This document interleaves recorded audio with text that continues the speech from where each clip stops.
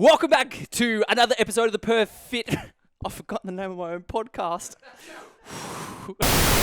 Welcome back to another episode of the PERTH FITFAM podcast. We are here with Jono, Cal and Johnny, and they are your WA team for the Australian Crossfit Championships. It's hard to put a...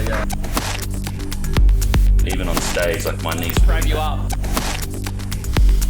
The training.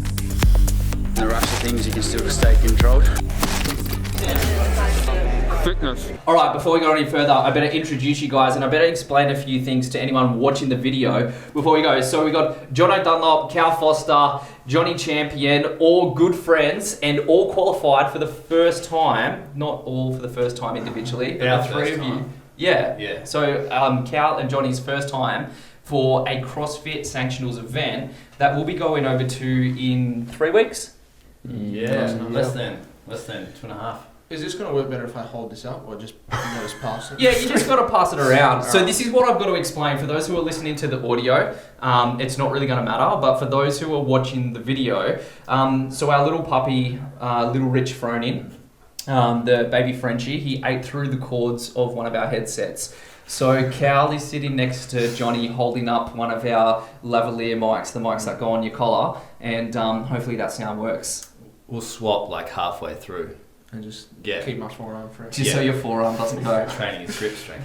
Alright, let's delve into this. So we have 3 athletes. It's the first time that we've had a panel of 3 people. All of you guys are qualified for the Australian CrossFit Championships. So Cal and Johnny, this is your first time. Jono, this is your fourth.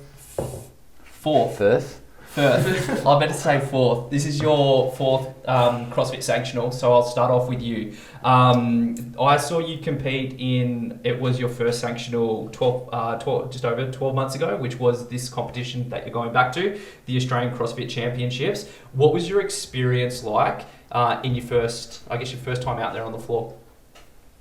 Man, I don't even know. I can't put it into words. It was really, really cool. Like, the stadium's really cool. Like, you run, and if you run too hard through the finish line, then it's like you actually run into the people at the stand. So that was kind of sweet, like not hitting them, but like running into the families and everyone cheering you on and all that, which was really good. But it was just a cool learning experience, man. It was sick. And then, so you did Torian prior to that, which was a big comp. You did the Australian CrossFit Championships, and then not long after, you went to the Down Under, where you placed, it was 8th, right? Yep. Yeah, so you went from 13th to 8th. So what was the jump for you in experience from the Australian CrossFit Champs to then going to Down Under? To have such a different... you performed great in both, but there was a significant, I feel, better performance within Down Under.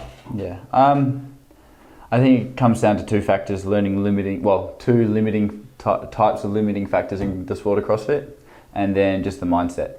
Like, the mindset was the biggest thing, but then realizing how to program for me individually was probably the biggest thing.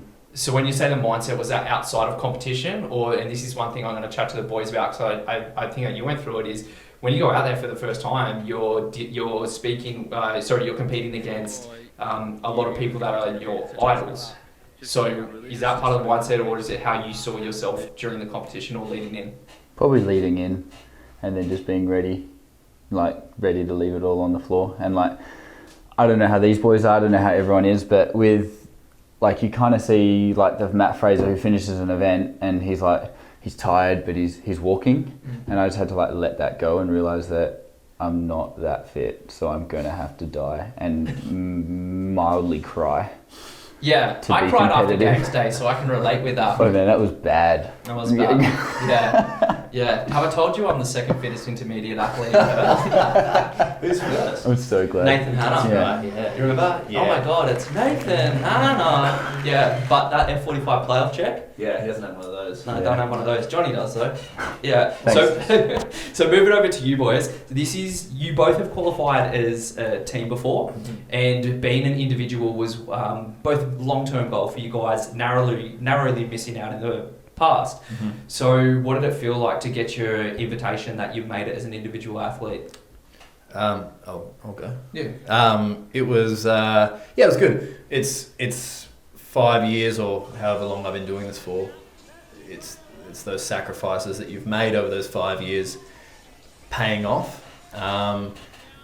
You always hear that story, I think Ben Bergeron told it, of when Katrin wins the games and she's like, they ask her if she's happy.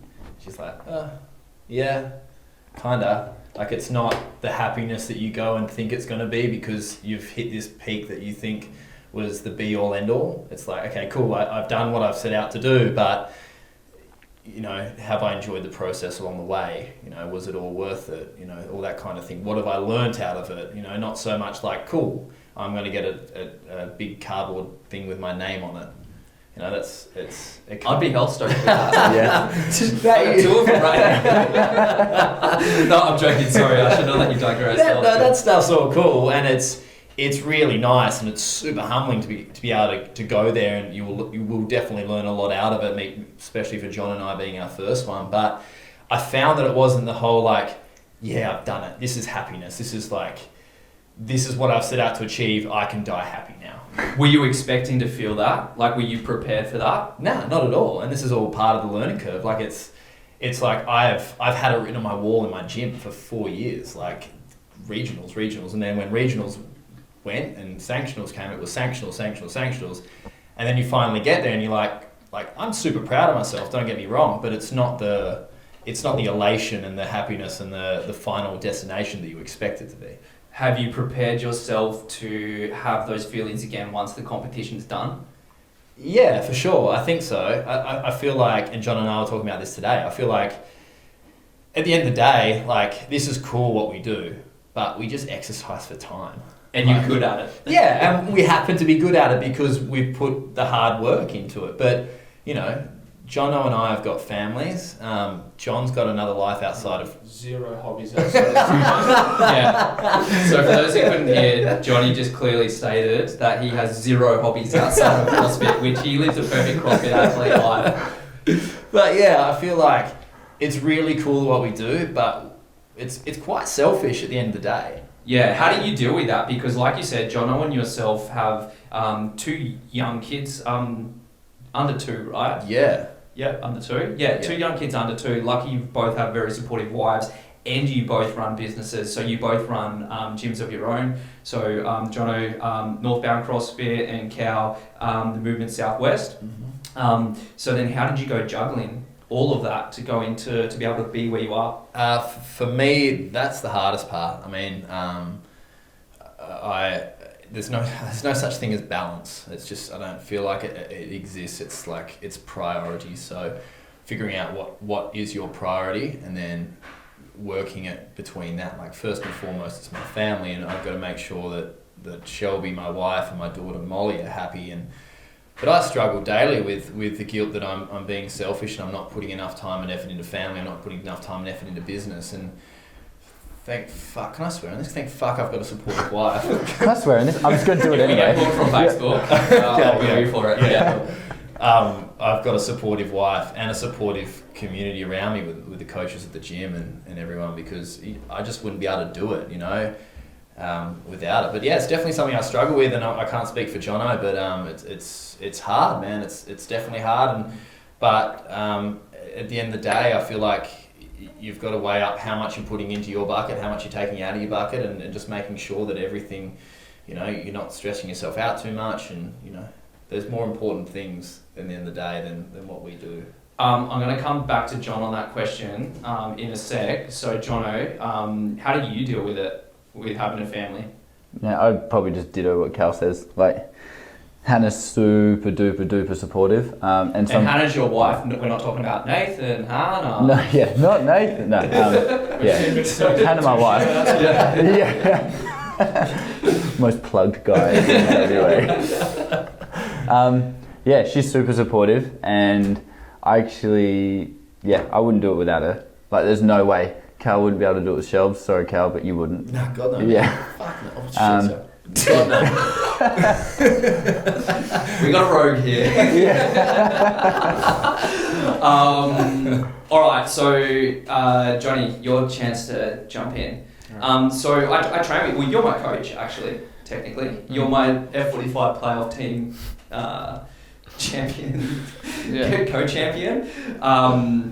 Australian Spartan grand finalist. Oh, yeah. Yeah, actually that could be your memorabilia. I still got that T-shirt, so I'm gonna. I actually I brought something fairly sentimental for you. It's the first thing I ever won.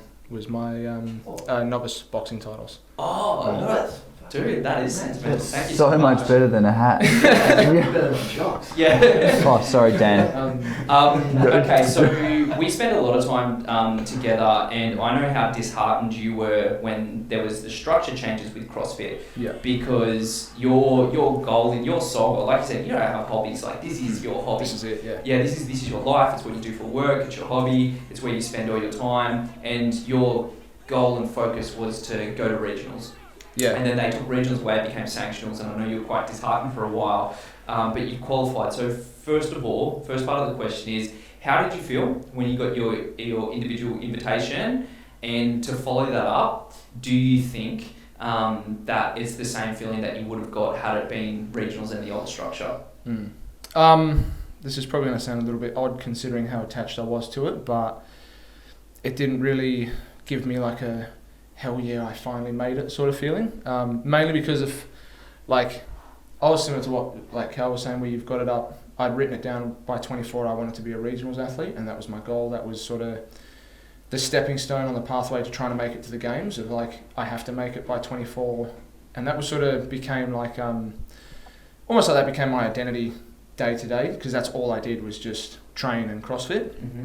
Mm-hmm. And then when it changed, I was like, oh man, I'm not going to be able to do that now. Like, what am I meant to do with my time?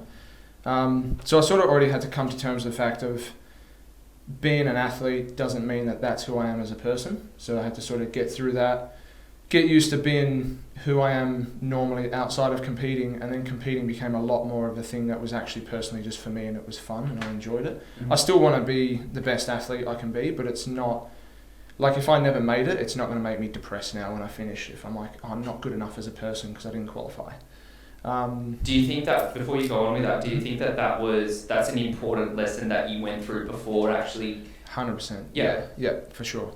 Because I would get real down after the Opens. Every especially the closer I got, the more I would get down afterwards, because I'm like, man, I'm still not good enough. And it would like affect how I felt my worth as a human being was, which is really unhealthy to have. Like, this is meant to be ultimately taken out the competitions and stuff. Like, training in general should be something that helps you learn that you can overcome a lot of things in life. It should be something that helps you grow mentally, physically, and emotionally as a person. And it should impact your mental health in a positive way, not a negative. So it was really good for me to have to deal with that pretty early on, really, considering, like, as far as my actual career in being an athlete, it's very early on still in my eyes. You're only 25. Yeah, just turned 25 in January. Yeah, I'm 10 years older than you, bro. So yeah, I feel like it was actually quite a weight off my back to be like, and even to see that other people didn't really care. Like, they didn't all of a sudden stop treating me nicely because I didn't qualify. So I was like, oh, okay, I can still actually just be a good person and help people without having to be an athlete or having to be a regionals athlete or anything like that. Yeah. So do you think that took pressure off yourself as well? Massively. Made it more fun. It made me... got rid of a lot of ego as well, I think. Like, it's a lot easier to work on things that you're shit at when you don't feel any pressure of you have to perform and look good to people. And it was just something that I think even as a human being you need to get over in life anyway. Like, you should be able to go into things and approach new experiences and not feel like you have to be good already. Yeah. Cal, I'm going to go back to you based on that one. So we spoke earlier off camera whilst we were trading about your self-doubt. And that's something that, because you're an exceptionally good athlete, and that's probably prevented you from qualifying earlier than this. Yeah, for so sure. what have you done to overcome that, or what? How do you feel things are gonna? How do you feel you're going to be going into this first event as an individual? I feel like Johnny nailed it on the head with, once you release the expectations that you have, that you think that other people have of you, it takes that load off your shoulders. Like, it's, if I didn't qualify for sanctionals, I'm still going to be mates with these two, and I'm still going to be mates with you, and I'm still going to have the same friends. My wife's going to love me the same. My daughter's still going to think I'm her dad and loves me. It's once you realize that maybe you just need to do this for you, And then once you realize that, the process now becomes, cool, I'm just going to do the best that I can. And once you hit that process, it's like, as long as I do that out on the competition floor and I can look at myself in the mirror and be like, I did my best, regardless of the outcome. And it's I know it sounds like a cliche, and it's actually really hard to get to that point, and I'm by no means there yet, but it's definitely something that I'm working on. Once you get to that point, or I hope once you get to that point, I feel like you can actually perform better because there's no pressure. It's like, as long as you do your best, you can look at yourself in the mirror and like, I did my best, then that's it. Like, that's all you need to do. So, like I said, I'm not there yet, but it's definitely something, and we've talked about this a lot, that it's the mental side of things for me is definitely the hardest part. And it's you've seen me in pretty shit times at a comp, and you've seen me the other side of it too. And it's me trying to figure all that out. And I feel like you learn a lot of lessons in life by doing what we do. Yeah, 100%. And I think that you'll never learn those lessons without stepping onto the floor, and being able to experience it yourself. Absolutely. It's like, if I think about right now, me being out on the floor at ACC or any of these sanctionals, like, it makes me nervous. It makes me super, super nervous. But like, Carter, my coach, has the saying, like, comfort is the enemy of progress. Yeah. It's like, get outside your comfort zone, because that's when you're going to progress the most. Yeah, 100%. And I think you grow up callous, like, it's like a muscle. You train, you get stronger, and then it makes going through those processes much, much easier. And I'll be out the back with you anyway. I know you will. I'm going to be the hype man. But one other thing too, like, it's not then you become a better athlete, because that doesn't matter. You become a better person, and then you become a better athlete. Yeah, you learn the lessons, become a better person, become a better athlete. That's the process, not the other way around, which is something that I've learned in the last few years as well. Yeah, I think that's a really, really good piece of advice. So John, you are going to be the more experienced athlete. These boys are going to be going in there first. We talked about mindset. So what's your mindset now going in? As far as like, you've sort of proven that you deserve to be there, yeah? Like, you've showcased up, you did training, you progressed, and not just deserve to be there, but, you have a really good chance to make an impact. So what have you done from, Panda was your last sectionals, right? That was only recently. Yes, December. Yeah. So what have you done from Panda to now prepping yourself to make a mark at ACC? Are we talking about there's heaps of things. I think like the basic stuff that people probably want to know about with training is like, I went to Pandaland and fitness was fine, like that was fine, but I just had some holes like strength, especially overhead stability strength. If anyone trains with me, they know I don't really do a lot of strength. I do now, we're good now, but I just didn't do strength because I was like, you know what, I'm going to train the way that I enjoy training, and I'll fill it in with weaknesses and everything like that, but I'm going to enjoy my training. And now I've had to learn to enjoy doing a lot more strength and doing squat cycles and overhead stuff and all that. So that would be the training side, is just taking the lessons learned from the workouts and then doing it. But I think, like, just mentally, I think it was a bit easier for me with all this stuff, like having experience from cycling and being on the stage with that and blah, blah, blah. And I didn't really like come into CrossFit and was just like, bang, like, oh, Jonathan Dunlop. But Cal and Johnny Champion, they came on the scene and it was like, boom. Yeah. Like, it was almost like they got thrown in the deep water and they've had to, like, hope that's okay for me to say, but you guys have had to learn to swim, whereas I got to like just walk and eventually start doggy paddling and then start freestyling. So it's probably a smoother road for me with the mental side. But I think it's just being prepared. Like, if you go to a comp prepared, you can't do anything more than what you've prepared to do. So yeah. So for then the everyday person, I'll bring it back over this side, because Johnny, you made a really valid point as well.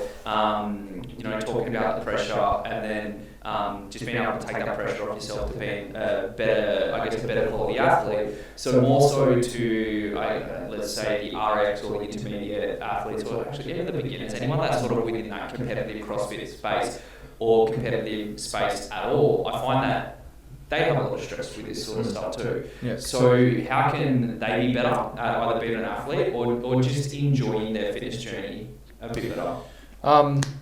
I think the first thing is to realise that, I'm assuming it's probably the same for you guys, 90% of people I know that got into CrossFit didn't get into it and go, I'm going to go try CrossFit because I want to be a games athlete.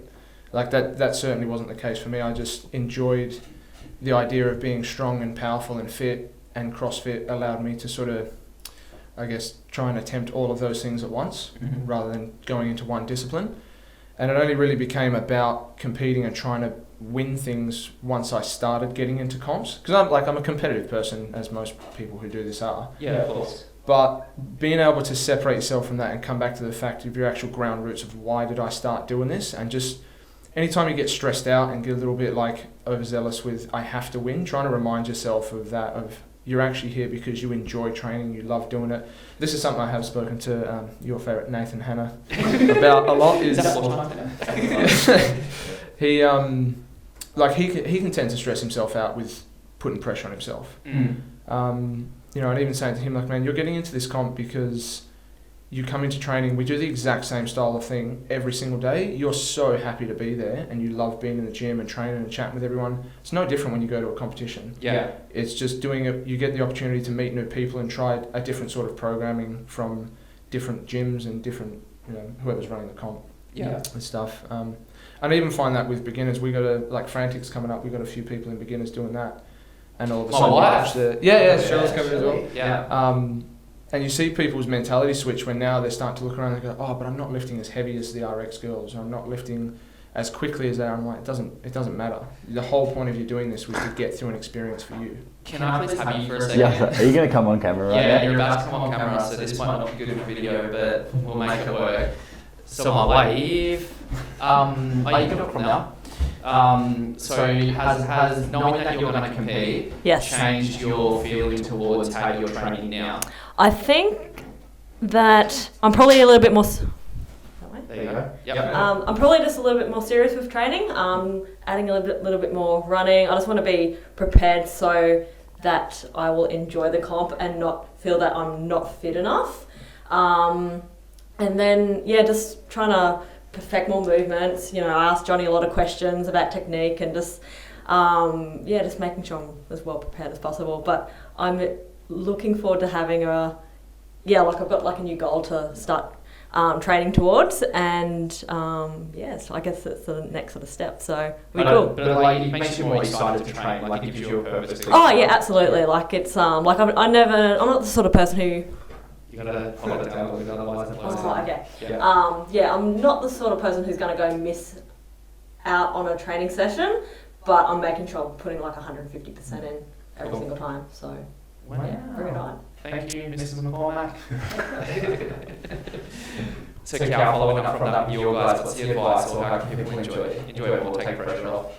I reckon that John nailed it on the head. It's just realise why you started it in the first place. You don't have to exercise for competitive reasons. Everyone has a different why they do it, whether it's to lose weight, whether it's to be able to pick their kids up. We have a lot of guys. Dunsborough is the opposite of a competitive area. I mean, I was saying this to maybe Jono, or maybe Johnny, or one of the two. Too many Johns. My guys down south are just so chilled. Like, they didn't even know what the Open was. There's not really that, man. We have 100 and something members, and when the Open finished, there was probably about 10 people who knew that I was doing it, and that was about it. And I'd speak to some people, and I was like, yeah, I got 19th in Australia, and they're like, oh, 19th, that's all right. Like, no understanding of what it is, and it's taking their why and being like, cool, all I want to do is surf better. All I want to do is be able to walk up the stairs with my tool belt on, carrying a plank of wood because they're a chippy, or I just want to pick up my kids. And it's like, remember why you started it. And if you do want to happen to do a comp, the reason your why doesn't change. Like, you can still have a different goal, but the why at the end of the day is still the same. Like, it's just another bit of fun that you can add to it. Yeah. So I agree. Just remember why you started exercising and training in the first place, because it releases all those endorphins in your head and you feel super happy after a workout. Like, at the bare minimum, that's it. Yeah. And it's fun to build muscle up. Yeah, man, sure. So one thing I want to point, so you don't program the Open workouts into your into your class schedules, do you? Not at all, no. So our gym's not even affiliated. We're not even we're a strength and conditioning, high intensity based gym. We don't promote the open.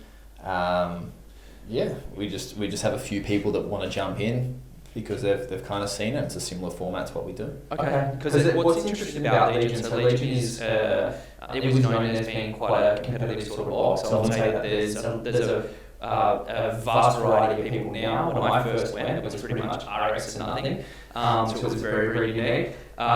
Except one thing which people might be surprised is that there's no emphasis put on the open whatsoever. It's not programmed within our workouts, or if it is, it might be modified. But we don't do like a Friday Night Lights or a Saturday where everyone's there and everyone's done the judging and stuff like that. Where the previous one came from, it was a very big emphasis, and for a lot of people that was a lot of pressure.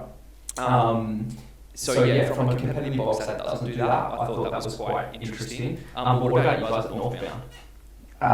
We don't. I don't know. At the start, because like these boys, I identified as I'm going to be a regionals competitor one day. Yeah. And now that I like look back at it, I'm like, you're so stupid. But like it was just such a dumb goal. So like I didn't even bring it up with the open. So we weren't even going to do Friday Night Lights, but we did do it this last open. Yeah. But we only did it because other members started signing up for the open. Okay. And that's it. So it was like by demand that people wanted to do it. Yeah, and it wasn't a lot, but it was enough that we were like, oh, you know what, this will be cool. And then we get people to come in, and even if they haven't registered, they still come in, they do the workout, and we have like a barbecue, we have food going, we have like just the music going, and everyone just kind of has more fun. Yeah. And then pretty much by the end of the 5 weeks, because it's a long 5 weeks, yes, everyone's like, can we just go back to normal programming? I'm like, yes. I would love to find someone. Oh, there probably is someone, but I'd love to find someone at the level that we were at with these boys that says that the open's fun, because it's honestly a terrible 5 weeks. Yeah. Like it's so stressful. Sorry if it's not for you guys, but it's 100% stressful for me. For us, and even people that are beginners and they have like once they get to the open, like, and then they put all these expectations on themselves, it can be 5 weeks of hell for them as well. And what's the point, man? Like remember that time that we did Ray from Pray for Ray? That was stressful for 5 weeks. It was. Who won that? It was a tie. That's right. Yeah, so if it was 6 workouts, so I won 3 and he won 3. Yeah. And that's when I retired from the open. Yeah, that's a fair call. Yeah, going out on top. Yeah. Okay, so what I want to go through is coaching and the progression for you guys, because all of you have obviously progressed, especially recently to be in this position. So Johnny, I'll start with you, going back on this side. So who are the people that have helped you most? How have they helped you most? And what's been your biggest progression over the past 4 months? Can I just really quickly pop backwards to one of the other questions and clear up? Because it just reminded me when you were talking about like coming to an RX gym. Yeah. We don't have a fitness test for you to get into the gym. No. I've heard that so many times from people at comps, like, what's the test to get in? There isn't one. You just you come and train. Like, it's like people saying that they have to. It's like people going to the swimming lessons and thinking that they have to learn how to swim before they do swimming lessons. Yes. We get that a lot too.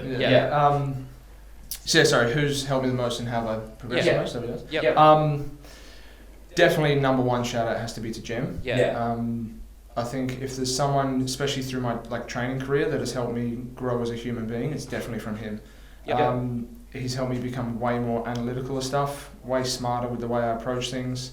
He has a phrasing sometimes that we'll use where he says, just John the workout, because my favourite thing to do would just be to sprint to max capacity, and then if I die, I die. I tried that last night. It's good. It doesn't really work for a good score, but it's fun. He said a frantic day out that the bike. Yeah, that was a perfect example. He goes, just John the water and enjoy yourself, and I'm like, sweet, cool, I'm free.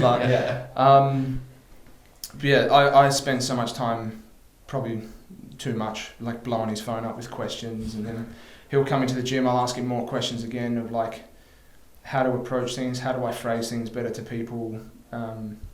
And a lot as well, like he's recommended books to me and stuff from like Extreme Ownership with Jocko Willink. You read a lot. I find it really hard to sit down and read. I listen to a lot of things like Audible. I love listening to like TED Talks and podcasts and just hearing people's opinions. And strange taste in music as well. How so? I think I get a strange mix. It's either like really aggressive rap songs or like Sam Cooke and love songs. Country music. That is really strange. Yeah. It's like DMX, and then when I'm stretching, it'll be like Dean Martin. Yeah, that's what I meant. Sorry, Yeah, there was substance behind when you put to that. They're actually, my reason for that actually is I do find music affects my emotions a lot. And I find, like, if I'm going to train, and especially if we're lifting heavy, I need my ego to be fed a little bit. Like, I need to feel like a monster and be like, yeah, you're unstoppable. You're going to be able to pick up anything. It just makes me feel strong. And then, obviously, that's not very useful when you're trying to stretch your hamstrings and chill out. No. I'm a beast.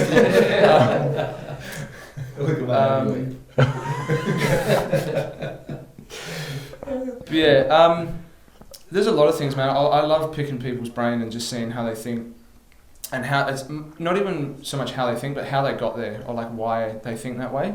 I mean, I've done it with you, where I've sat down with you and talked about like different things in your past, or like how you got to certain points with how you approach things or how you feel about things.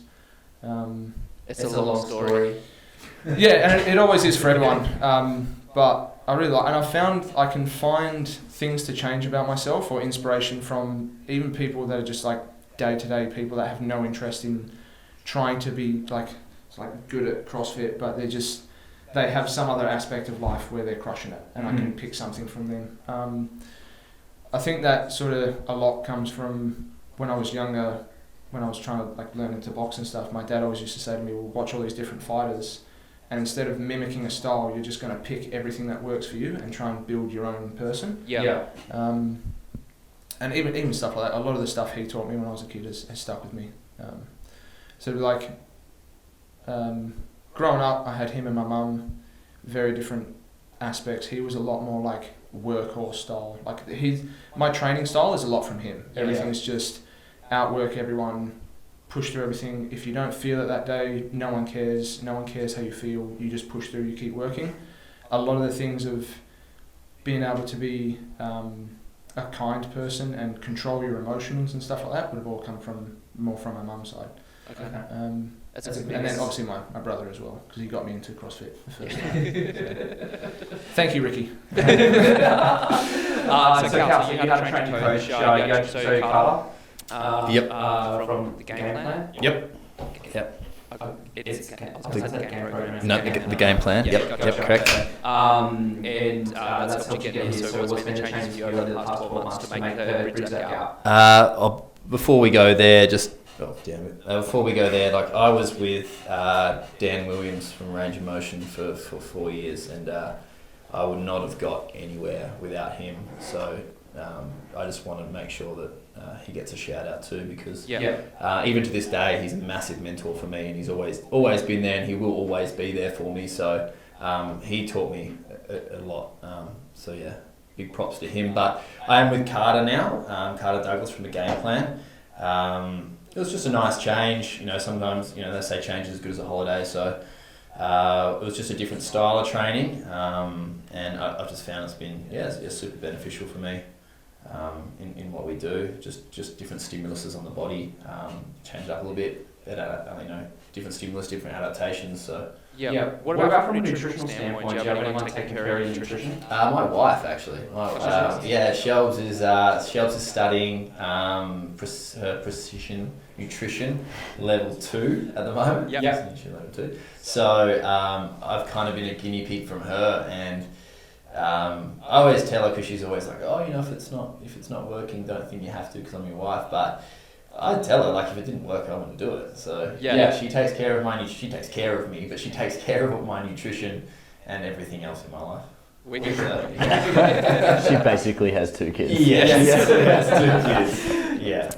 That's my life. John, I know that you were getting coaching a little bit there from Carl Porter. I think there's a few people, but where are you at now? I pretty much do my own thing, but I base it around comp train and what's Rich doing. You combine the two? Rich trains enough, man.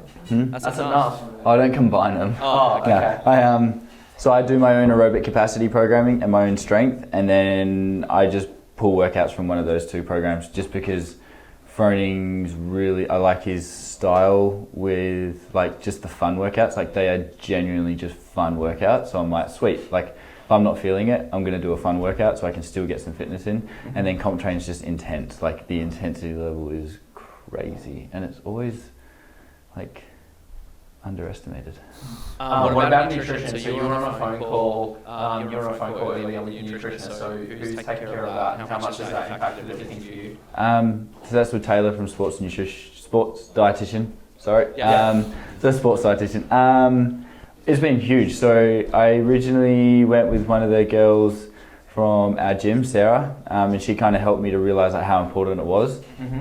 And then I changed over to Taylor, and she's just kind of given me a few other tips and kind of changed my mindset on it. So the tub and Nutella that you were eating before, that is not from her.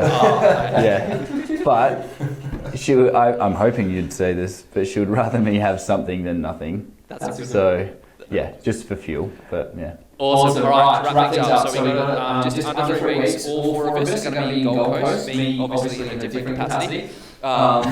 So you're competing, are you? I'm going to be a white man. Aren't they going to have some audience participation stuff? I saw in post that they're going to have like they actually are audience participation comps. So are they? Yeah. I'll be out the back, man. No, I'm going to call you out. Yeah, not for this one. I'll be out the back with you boys.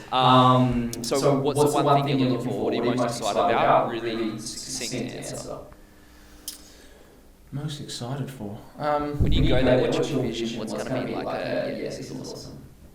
This is going to sound hella egotistical, but I just love the way competition makes me feel, because it actually makes me feel like untouchable, superhuman. Awesome. Doesn't obviously, like, you're going to go there and then there's obviously guys that are going to kick your ass, but I find just when you're in the workouts, you've got the crowd going, that atmosphere going, all the other athletes around you, you find this extra gear in yourself that I don't think you really experience anywhere else until you're in competition. And that feeling for me is the best feeling in the world. That's why I do compete, because I'm just addicted to that feeling. When you think about it, can you envision yourself making a big impact? I think you kind of have to if you want to do well. Like it's not like I'm going to go there and be like, oh, I hope I come last. It's going to be okay. But regardless of how logical it is on paper, I go into every competition with the mentality of I'm there to try and win, or I'm going to take everyone down with me. Yeah. Cal? Yeah, I'm the same. I love, I'm so nervous about going into this comp, but once you hit that floor and finishing a workout and knowing that you've given your best, or even after, like post-comp, sitting down and having a beer or whatever, and just knowing that you've given it your best, there's no better feeling like crossing that finish line or hitting a buzzer or whatever the finish is makes you really realise why you love the sport. And yeah, like John said, there's no better feeling than that. Yeah. The veteran. Not even a veteran. Do you feel like a veteran now? No. 100% are, bro. No way. At all. All right, will you get closing thoughts? He's the middle child, actually. Am I? Yeah, middle pretty child. much. Are you a middle child as well? No, well, I'm a middle child, but I'm the oldest out of us three. Yeah. Then you're the Oh, youngest. sorry, I thought you meant he's a middle child. No, I'm an only child. He's an only child, yeah. No, I just can't wait to compete. Like, it is sick. Yeah. Like, there's all these different things. I just love getting amongst it with the boys. Like, it's going to be sick. It's going to be good fun. Especially that sprint flags, put some bumps on people. Yeah. Oh, 100%. it'll be good. I'm coming for you, Zeke. The boys are coming from WA. That is it, episode 56. I'm with you for some sweet content before or during we go there, so make sure stay in touch. See what's happening. Johnny, Cal. Good luck, gentlemen. Thanks, mate. It's hard to put a... Even on stage, like my knees... Frame you up. Training. In the rush of things, you can still stay controlled. Fitness.